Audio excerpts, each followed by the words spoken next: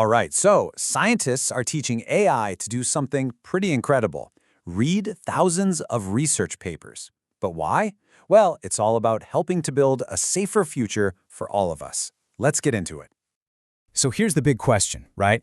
How do we actually make sure the materials of the future are safe? I mean, every time we invent some revolutionary new material, we've got to figure out if it poses a risk to us or to the environment. And with the speed of innovation today, wow, that safety check is becoming a massive, massive challenge. So what's the solution? No, it might just come down to teaching artificial intelligence a very specific new skill, how to read and, actually digest a mountain of scientific research way faster than any human ever could. Okay, to really get why this is so critical, we need to talk about one thing in particular: nanomaterials. You see, nanomaterials are, well, they're incredible. They have the potential to make pretty much everything, from medicine to technology, stronger, lighter, more efficient. But, and this is a huge catch, for every single new nanomaterial we create, we have to ask, is this thing toxic? And figuring that out, it's a super complex, slow, and really difficult process. And the biggest reason it's so tough is just the sheer volume of information out there. We're talking decades of research scattered across tens of thousands of scientific papers. There's no way a single person or even a whole team of people could possibly keep up with all of that. In fact, a recent study actually put a number on this. It takes a trained human expert, get this, over 3 minutes, 181.4 seconds, just to find and pull the key data from a single paper. Now, just imagine multiplying that by thousands and thousands of articles. The whole process just grinds to a halt. Okay, so this is where the AI research assistant comes in. To get around this data overload, scientists have come up with a whole new automated pipeline. So, how does it all work? Well, the process is actually pretty straightforward when you break it down. First, the system goes out and gathers all the relevant research papers from online databases. Step 2, an AI reads through all those papers and pulls out the specific data points that we need. And then, third, it uses that newly organized data to build models that can actually predict the toxicity of new materials. Pretty cool, right? Now, the key piece of tech that makes this all possible is something called LangChain. The best way to think of it is like a universal adapter. It lets a powerful, general-purpose AI, like ChatGPT, connect directly to a really specific set of information, in this case, a whole library of dense scientific articles, and actually work with it effectively. But here's the thing. You can't just tell an AI, hey, go read this paper. It doesn't really work like that. To get useful, structured data out of it, you have to be way more specific. You literally have to teach it how to read for a specific purpose.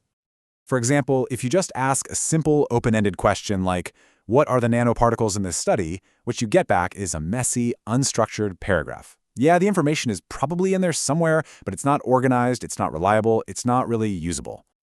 But now just look at the difference when you give it a much, much better command. Here, the AI is given a specific task, a precise format for the answer. It's even given a few examples to learn from. This is the secret sauce.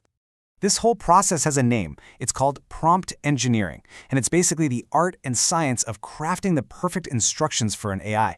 It's like giving it an incredibly precise recipe to follow, so you get exactly the data you need, turning that messy paragraph into clean, structured, and totally usable data.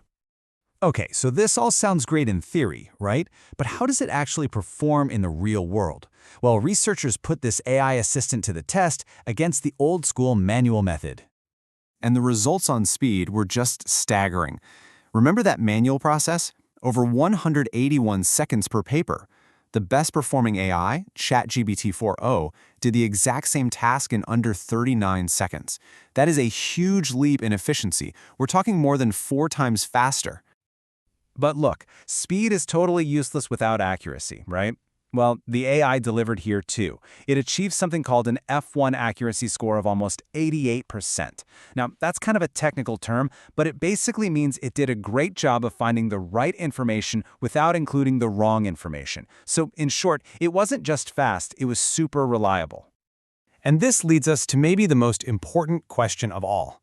It's great that the AI can pull data quickly and accurately. But can we actually do anything useful with that data? And the answer is a resounding yes. Using only the data extracted by the AI, the researchers were able to build machine learning models that could predict whether a nanomaterial was toxic with 86% accuracy. This is the proof. It shows the AI-gathered data is high quality enough for real-world scientific predictions. So what does this all mean? Well, the implications of this are genuinely transformative for how we do science. So let's just recap what this means for the future. It means we can assess the risks of new materials way faster than ever before. It means we can build safety models that are based on a much wider, more comprehensive body of research. It helps us design safer materials right from the very start.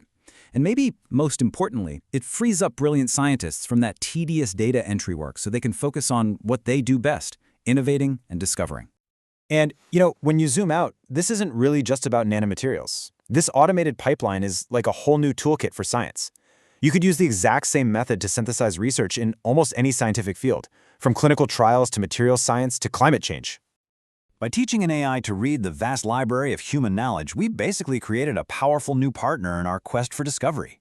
So the real question isn't just about nanosafety anymore, it's what enormous scientific challenge should we point it at next?